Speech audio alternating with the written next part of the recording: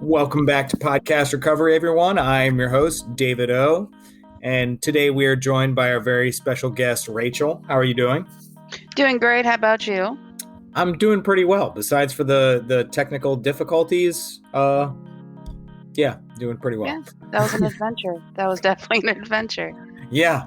Where are you from, Rachael? From Columbia, right here in Maryland. The mean streets of Seatown. Yep. Born and raised, cul-de-sacs, minivans, the whole nine. Oh, yeah. Oh, yeah. So when were you first introduced to recovery? My first introduction was in 2000. I'm sorry, 2010. 2000. Wow, I just thought I was 20. Yeah. I'm 30. Yeah, we're old. The whole 90s is 20 years ago thing. No, 2010 when I got my first DUI, court ordered. My huge tomboy. I was little. I was chunky. I haven't grown much since 5th grade. I had this like gigantic head and no fashion sense, and I was all like everything. So growing up, it was so awkward because I was raised on television. What my brothers watched and what I watched after school. So of course it was again metal music videos where all the women are like 6'5", no stomachs, tan. Watching Saved by the Bell, Full House, Family Matters, all of that. All the women are, so of course that grew a complex real quick. So hit middle school, hit high school. I was extremely reclusive, just because, you get teased a lot. You identify as like a third brother. No, I do not identify as a man, but I idolize my brother. So I just thought, and I always identified with men, just in personality wise and communication because I was always around my brother and his friends, which did not transition well when I would go to school and or like birthdays and slumber parties. I did not. So in high school, I had that group of friends that in Columbia suburbs, you have the same group of friends from when you're like 2. Yep. So, of course, you get to that phase where everybody kind of starts experimenting with teenage stuff. You have one friend that goes way too deep. That would have been me. You had the other friends that, they may have gone into sports. Other friends may have gone into music. And you guys start experimenting with your own functionality of teenagehood. Well, so, I watched horror movies, I watched indie movies, I sat in my room, I read books, and I had my best friend at the time. She was extroverted. So she took me under her wing and, and it was great because she was so much more girlier than me. She knew where all the parties were at. She had all the cool female friends. And so, and I remember the first party I ever went to was at her house when we were 13. And we were like, I think walking into high school at this point. So she was that friend, she also looked older. So we had this party, and I remember literally everybody's drinking, everybody's smoking except me because I was so terrified of how being intoxicated was going to be on me. So I was fake drinking, I was fake smoking. That's funny. And in my mind, I'm tricking everybody. Like I probably looked like a jerk, but so yeah, that was my first drinking experience, quote unquote. But definitely my first hint of addictive personality. People pleasing started off very, very early. I had 2 military parents, and people pleasing is kind of how you're trained in that environment. And so that's how it transitioned into socializing. So my first actual using experience was by myself. I was a night owl as a kid, so I stayed up all night, watched my parents have nightcaps. So I turned around and one night I had a nightcap, and as the wonderful, impulsive addict that I am, poured 3/4 of a cup of the substance and splashed it with the non-substance, What and was it? it was Jack and Coke. But no, Okay. let me not lie. It was a Canadian Mist and Diet Coke because my mom was Ooh. classy. Ew, So gross. basically, you could smell me from outside, and Oh yeah. and I was watching The Facts of Life, which just made it was a very like appropriate time. It was a very appropriate time. Yeah. Because I'm identifying with all the women on television. Of course, one took me out, so I was warm and fuzzy, but also Mhm. tall and endearing, and all this stuff. So for a while, I actually was drinking by myself and going to parties just to kind of show my face, and Mhm. but like not telling anybody that like I was having a mad party by myself, and like every weekend. 'Cause I knew, like, that's not dope, Yeah. at, like, 14 to be drinking, gasoline and Diet Coke, and, so, that was great. So, of course, though, like, as I got older, I started filling out a little bit more and, Mhm. started, having some sort of fashion sense. I won't say that house slippers and band shirts fit the mold of the average, like, appealing high school kid, but, like, I rocked it, and, Yeah. I had that image, so, Mhm. I was that image, and everybody wanted to party with the weird kid that's wearing slippers and PJs because they just looked like they could rock a party. So, Yeah. high school, cool, barely made it out. I remember crossing the stage and everybody as I'm, um shaking their hands, went to Yeah. Oakland Mill like, I went to Oakland Mills, so, Mhm. had the Merriweather graduation and everybody Yep. saying, like, "Nobody saw this coming." "No, I bet your mom's shocked." I bet Yeah. because I was that kid. So, Mhm. right after high school is where it took off. I was going to quote unquote college, and those friends that I had made in high school, they it was great. Now we were all free, we all had some sort of money. None of Mhm. us were paying bills. It was in Yep. that wonderful grace period in Colombia where you have no responsibilities. Yeah. So, I refer to Colombia in that because we are a very unique bunch, and, Yes. it's a wonderful place, and, Mhm. everybody thinks we're rich. We are not, our parents were, or they made it work. Um Mhm. and we got that staple anyway. So, so right after high school, actually no, let me the senior year of high school was when my dad had gotten put in the hospital, and so I actually did graduation. My dad was supposed to be there. He was in the hospital with cancer. Did Mm. not work out well. The summer after I graduated, he passed away. Mm. So that's when it skyrocketed. Yeah. Because when that's your coping mechanism. It's what Yeah. made me feel good. So that took it off though. Mhm. You couldn't tell me anything. My dad just died. I'm going to drink. I'm going to use. I'm going to, stay up all night. I'm going to have sex with strangers. And that's it. Like my dad Yeah. died. You can't tell me anything. Mhm. So that lifestyle did not last long without consequences. In and out of jail, basically for like 5 years. Yep. Did a week here, weekend there, 2 months there, 6 months there. And I remember every time I would go in, it was somebody else's fault. It Mhm. was the cop had nothing else to do. Oh The yeah, judge had we always blame the cops oh in Howard yeah, County. how dare you do Yeah. your job? Mhm. And what always used to piss me off was how many cops would show up. Like, Oh yeah. I did not need 8 cops for, No. and of course, like, in hindsight, I'm, like, driving down a ditch, crash my car, and I'm like, "You guys really didn't have to bring all 8 of you. Like, this is Mhm. really excessive, Yep. Columbia." Yep. Like, know?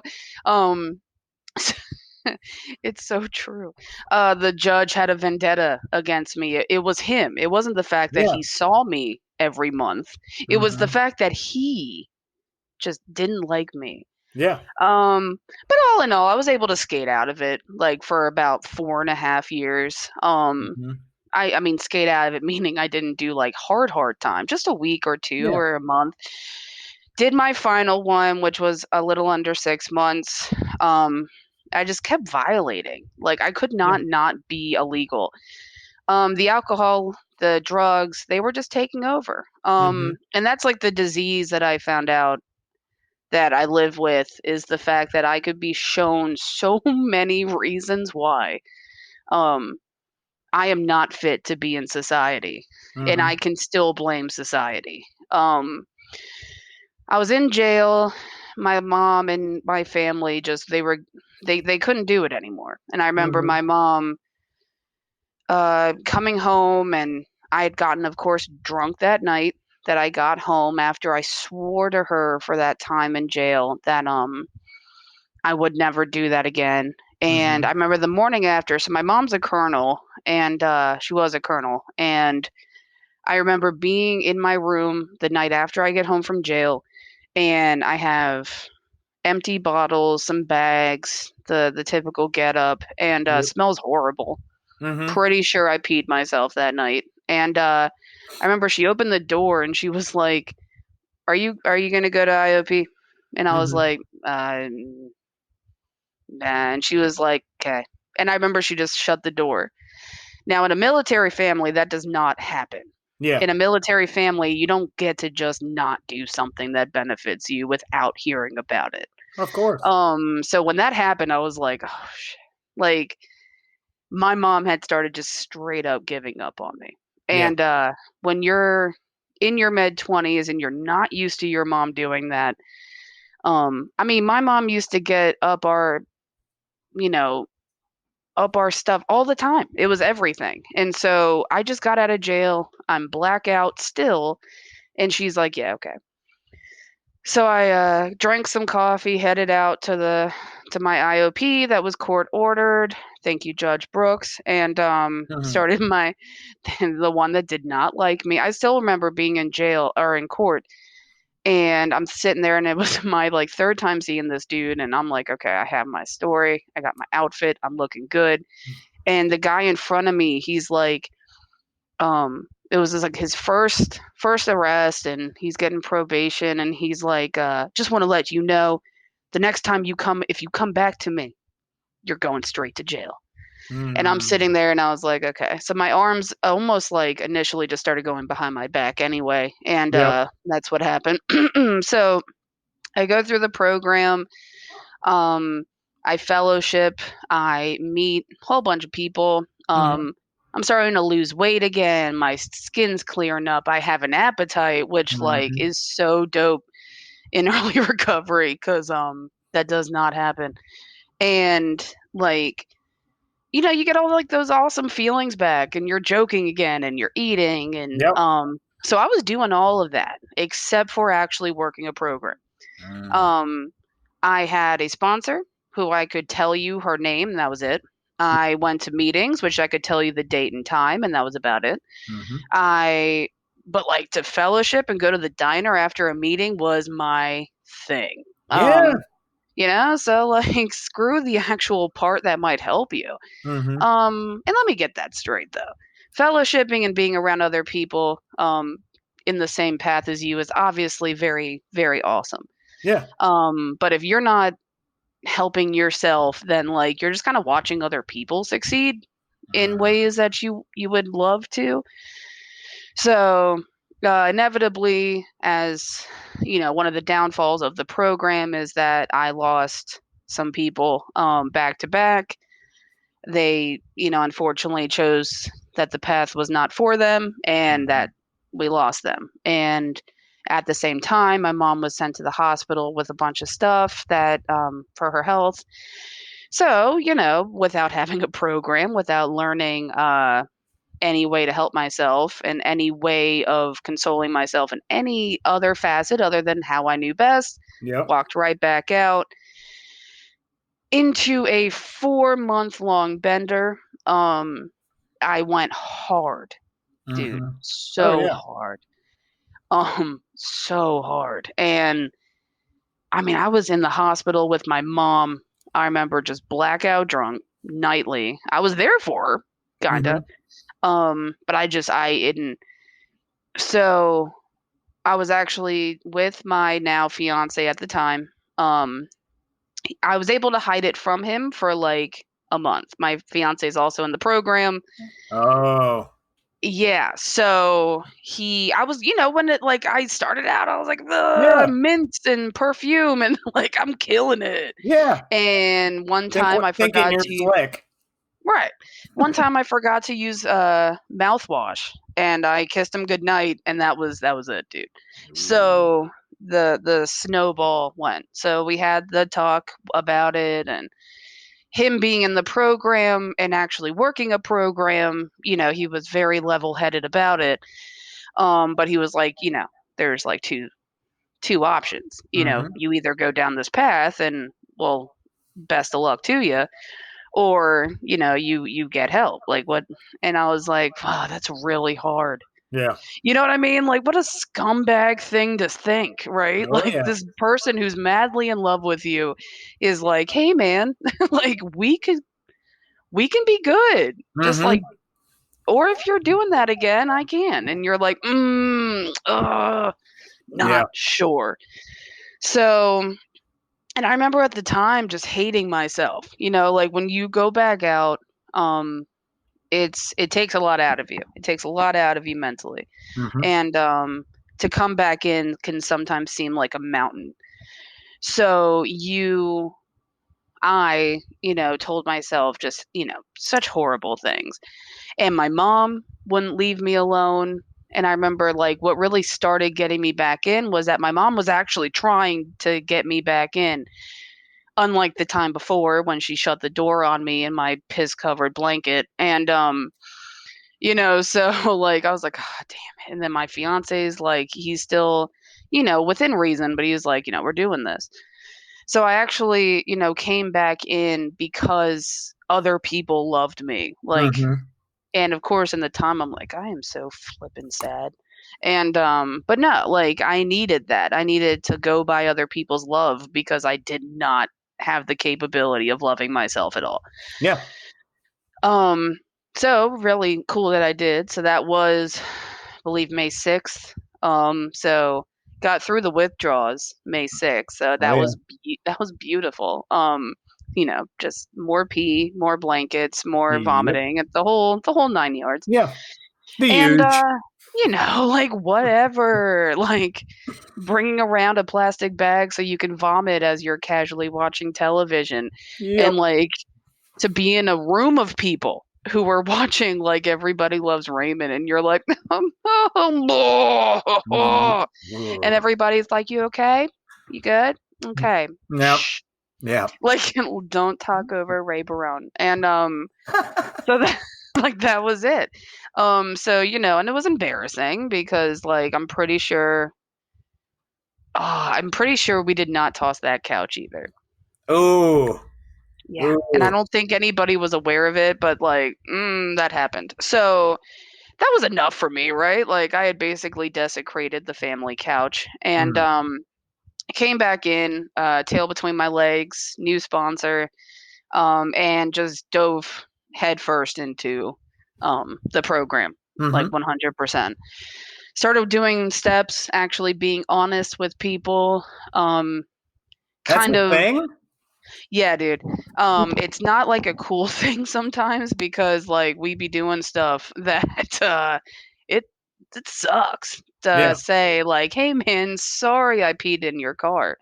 And sorry I was drunk at that meeting. I hope we're cool now. Mm-hmm. And oh god, the text messages I would send when I was no. Anyway, so yeah, being honest is like totally cool though. After you get through the first 4 or 5 people you have to do it with, and Mm-hmm. so yeah, like dove headfirst in. Started working the program. Now, almost 2 years later, my relationships, my brother and I live together. We did lose our Awesome. mom Yeah, we lost our mom last year due to what she was sick from in the story I just spoke of. Mm-hmm. So since then, moved back into the family house, live with my brother who has Asperger's, my fiance, and then we have our roommate, my older brother, who's one of those people I had to be honest with. Mm-hmm. We're good. You know, him and I are not necessarily the closest, but like he's a D-bag anyways. So like just by nature, Yeah. Yeah. so like I can be as close to him as like he allows. Mm-hmm. Um, I got a second niece on the way. I'm engaged. I'm working at a job that I hate, but I keep Yeah. coming back because like I low key love hating it. Yeah. Like I remember sitting in a jail cell and literally praying for a life of having a boring job that I complained to my fiance about. Going back the next day just to do it again and Mm-hmm. like no record, which is Yep. cool. And yeah, like I don't know, it's kind of cool. I'm kind of living that life now. I have to remind myself of that. Like I wanted this life. Mm-hmm. I love talking crap about people in accounting. Like that's something that I Of can talk course. about today. You know, fucking 3 years ago, it was like somebody was, taking a dump while we were playing spades in prison. And Yeah. now it's like, man, Stu in accounting. Did you see what he emailed everybody? Ah, you know what I mean? Like that's my life now. Yeah, so like I guess that's about it, man. Still living in the same house that I peed on the couch. Nice. Uh, still with the fiance that stuck by me. Very grateful for him. And yeah, just dude, well, that's it. Like living a pretty chill life after what 15 years of nonsense. Yep. Um, but yeah, no, I think that's about what I got for you, man. I think All that's it. right. All right. Thank you. I definitely got some questions for you. We're going to dig a little bit deeper. Of course. All right. So I'm going to go back to the beginning a little bit. So, Mm, um, one of the common themes in like addicts is like we don't feel part of, we feel different just from the get go. And like you talked about being more like on the tomboy side. So, how did not being that girly girl type, how did that like affect your self perception in like when you were young? So I guess like it affected it because like my home life and my social life, like growing up, my best friends were my brothers. Mm-hmm. We were extremely close, and having a brother, one's 9 years older than me, one's 5 years older than me, like the humor, the fashion, everything. I was wearing Jinko jeans at the age of 8 because my brothers got it Wow. for me. I had a Weezer T-shirt, and I caught my first concert was Smashing Pumpkins, and like I was not having similar stories. Mm-hmm. My humor was crude. That one was mostly from my mother, and like so going into school, it was like I could not identify. Yeah. With of course I loved Spice Girls, I loved NSYNC, I Who loved, doesn't? inflatable furniture, represent, and Oh God. but like it was weird because when you have like this image of not the usual fan, it Mhm. was almost like this imposter syndrome was happening Ooh. because I was like, you know, I had I was listening to Slipknot at the age of 9, but then also I'm sneaking Spice Girl CDs in my room because it was weird. Like it was a very odd existence because I felt like I was an imposter Mm. because at home I was this one image and at school I was this other, and Mm. secretly I loved a little bit of both. Yeah. Yeah. And funny you should say that because I'm a big Slipknot fan as well. And it's funny, Corey Taylor, he's like that too. And like, because they asked him one time about like guilty pleasure, and Mhm. he's like, I don't believe in that shit, man. Like what you like. If it's heavy, Right. it's heavy. If it's disco, it's disco. Listen to what you like and keep it moving. I remember literally one of like my family's favorite bands was Rammstein. My Yeah. entire family, because we're not German, we're Austrian. My brother swears we're German, we're not. Um, And I remember, like, how do you go into, like, 11, like, being 11, Yeah. go into a slumber party and, like, With a you're Rammstein t-shirt. yeah, and, like, seeing them in Germany and, like, trying to tell people that, and there's, like, 6-year like, not 6-year let me stop, like, 11-year-olds like, "Oh, I went to the All That concert," and I'm like, Mhm. "Wow, okay, that's cool, man." Like, it's a weird vibe, Yeah. and especially when you have older siblings, because I feel like they definitely trickle down their interest onto you because, Oh, yeah. they're the coolest thing in the damn world, man. Mhm. Totally. It's one of the Yeah. reasons why I love Alanis Morissette is because I have 4 sisters. There's a lot of reasons to love Alanis, and, Oh, yeah. Yeah. That's where it started, though. that's fair, that's fair. That's a good start. Mhm. Yeah, but she's just a goddess anyways. Absolutely. No wonder she played God in, what was that, Dogma?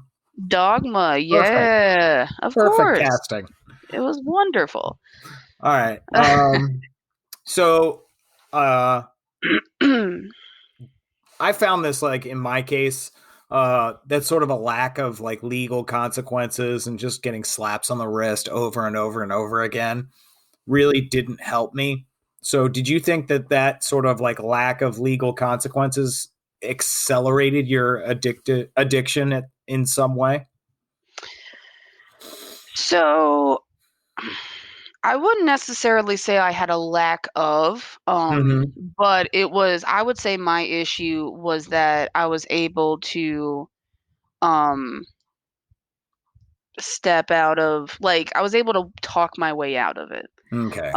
So, I mean, I had on my record 3 DUIs, there was a trickle of I was in and out of jail, but, I was getting minimum sentences. I was getting Mhm. because I could talk my way out of court. I knew how to Mm. dress, I knew how to appear, I knew how to speak, I knew how to beg for forgiveness, I knew how to and I remember on my 3rd DUI going to a weekend because the Wow. woman was like, "I understand your story, but I think the one thing that would help is if you really had a consequence." And she sent me for 48 hours. Mm.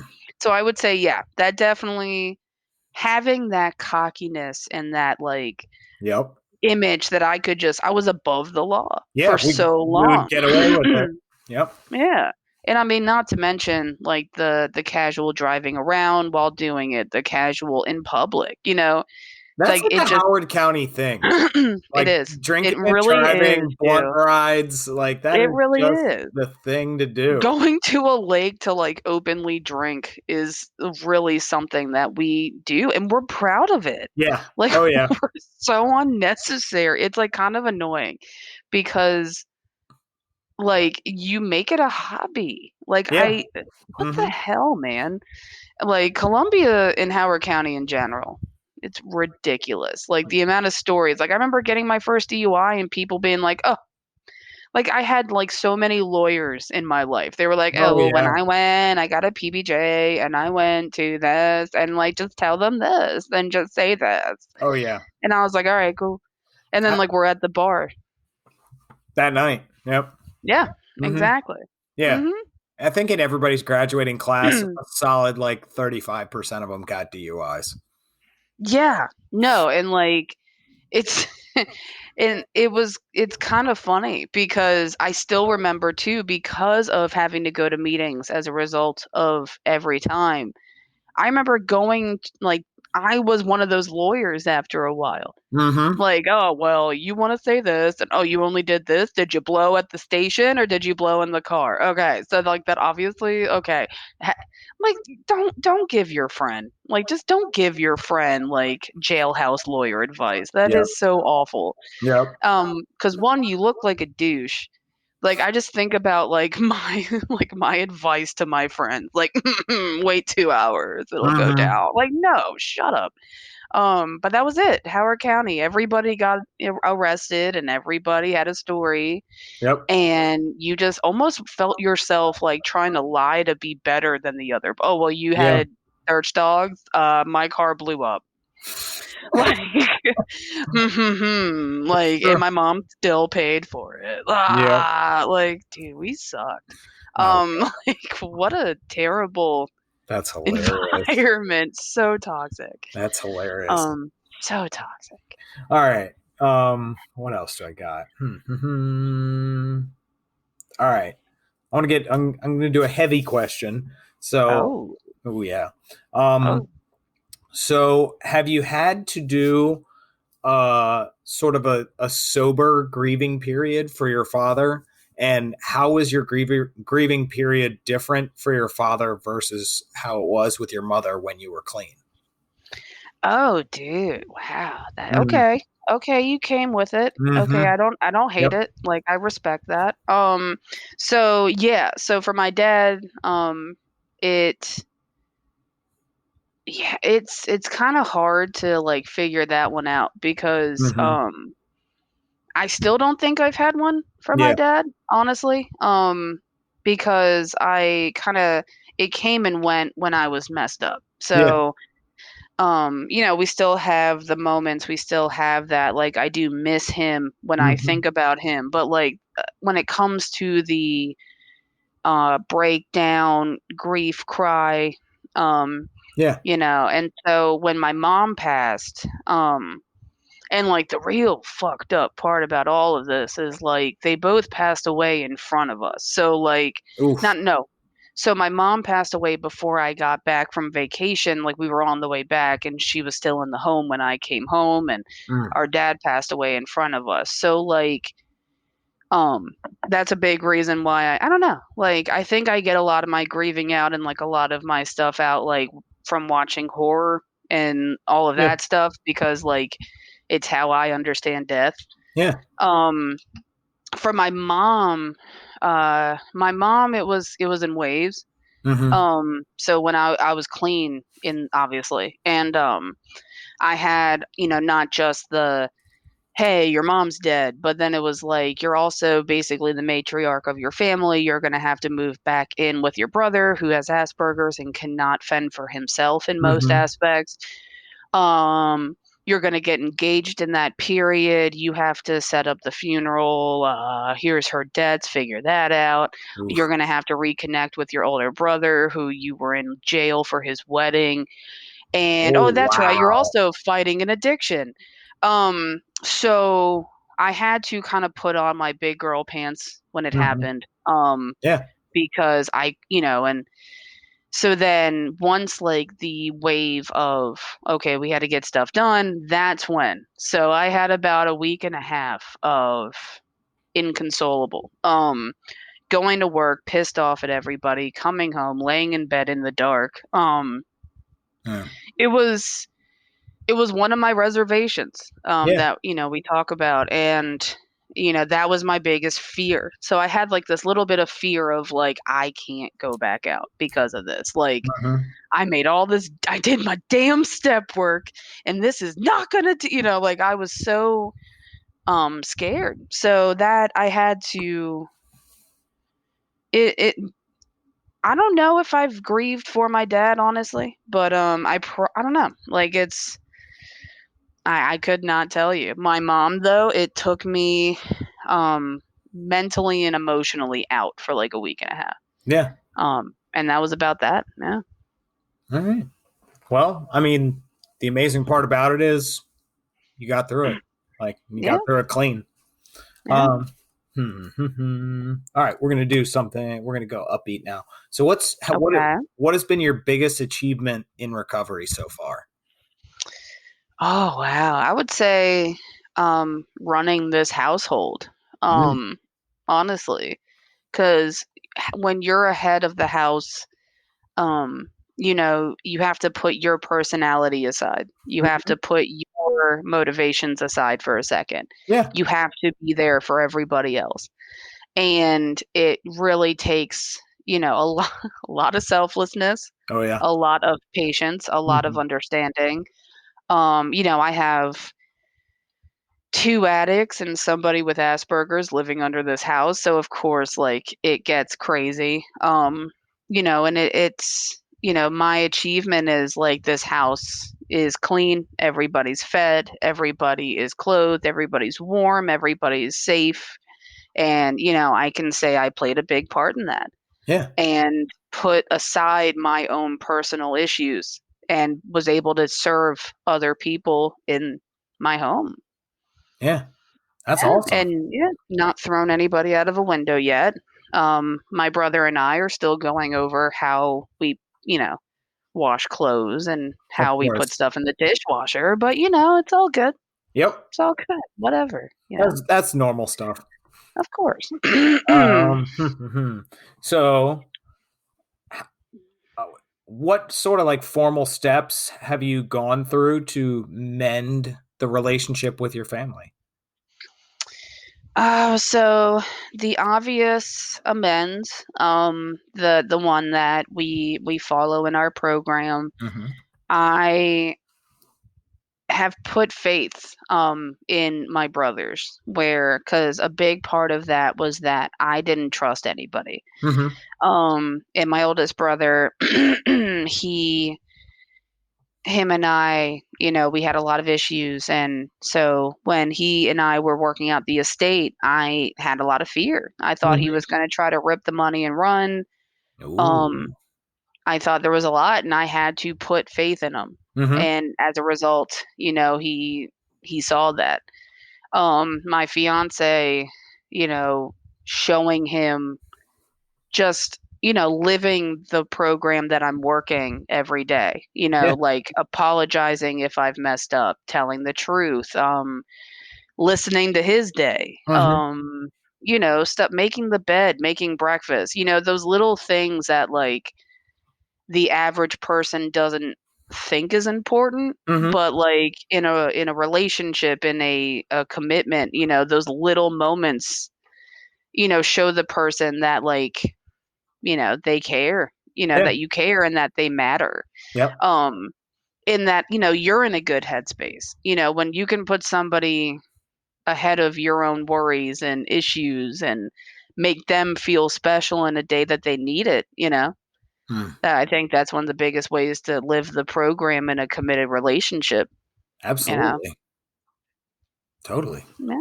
Fantastic answer. Mhm. All right. What's the most difficult part about coming back from a relapse? And are there any myths that just like aren't true? Because everybody comes back in thinking like everybody hates them or is disappointed. So is there Oh, for sure. any validity to that, or is it all just in our heads? So it's definitely, I would say, the hardest part is the negative self-talk that Mm-hmm. it goes through your head. When I went through mine, I fought myself, one of the myths is obviously everybody's going to judge you. One of Yep. the myths is it's a slippery slope right back out. Mm. One of the myths is, just everything. What else was it? There was another one.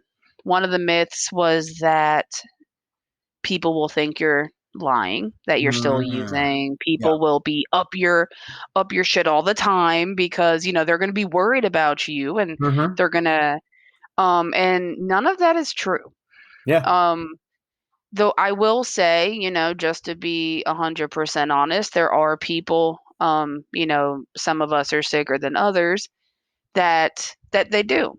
Mm-hmm. There are people out there, and I would love to say 100% of people, but at the end of the day, when you come back, um, and hopefully you do come back, and make that choice, at the end of the day, your story is yours to tell. Absolutely. If you want to come back and not share, and because some people are just nosy, Oh some yeah. people they're going to want to hear your struggle. They're going to want to hear the dirty details. And, Yep.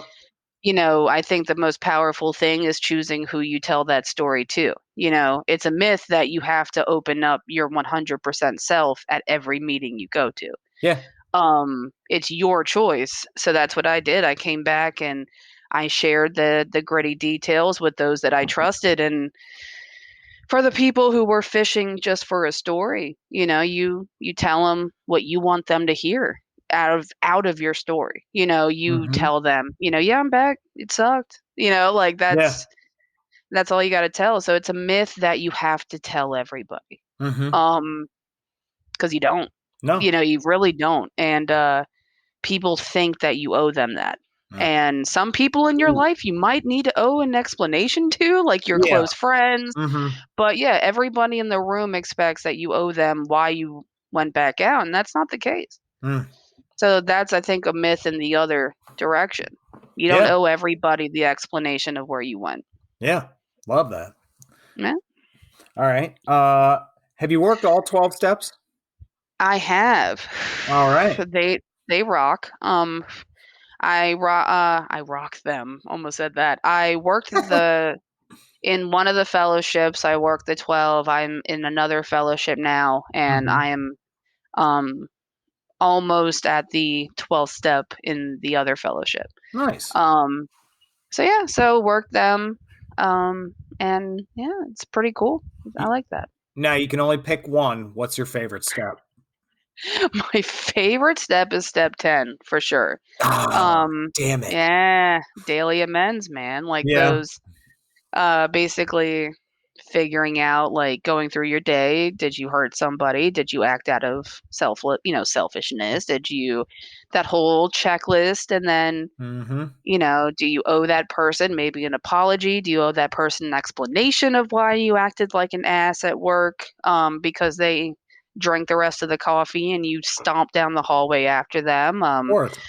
Like did you maybe not think ahead when you Mm-hmm. snapped at your significant other because they asked you a question when they didn't know you were grumpy? Yep. Yeah, so I think that, because that's one of the ones that, I mean, you can start working day one, Yep. is identifying your daily moments that you might need to come back to the next day or the following week, Absolutely.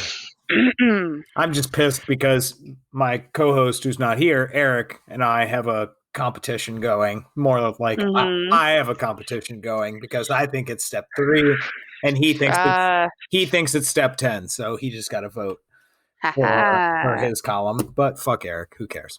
All right. Okay. Okay, yes. I'll apologize for that later. We'll fix that. Hey, step 10. All right. And final question. Mhm. What does recovery mean to you? Oh, okay. Feeling like my first day in IOP. Mm-hmm.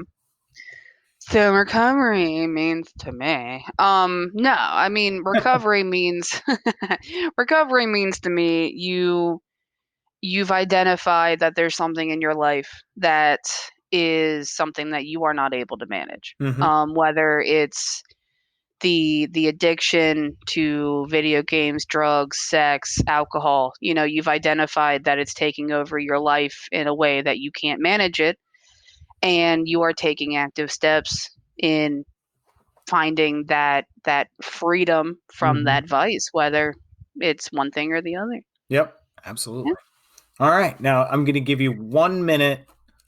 Not exactly a minute, but I'm going to give you the opportunity to talk to anybody out there who's coming off a relapse or struggling or needs to hear that message of strength and hope. What do you have to say to them? I would say come back.